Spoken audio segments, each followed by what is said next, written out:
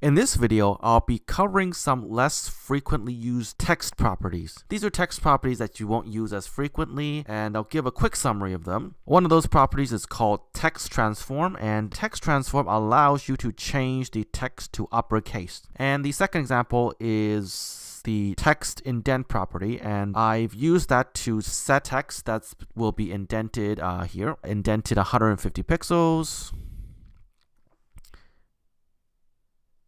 This is sort of how you'd indent a paragraph. And the third property is letter spacing. And letter spacing lets you basically set how far apart you want individual letters in a word to be. I've created 3 examples here. One has letter spacing of 10 pixels, one has letter spacing of 30 pixels, and one has letter spacing of -3 pixels, which means you actually move them closer together than normal.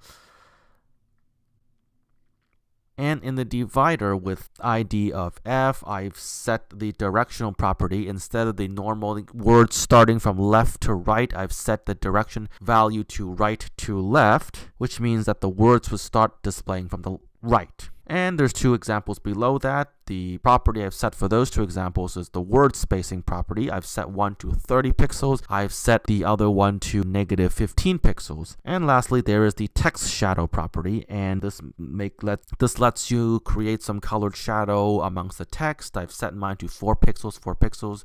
That determines the thickness, and I've set the color to green. Let me show you how these properties look in the browser. Have a good look at them. That's the best way to understand. Just compare this to the code I just wrote. Anyways, this about finishes this video. Thank you for watching. If you have any questions, please feel free to let me know, and I'll see you next time.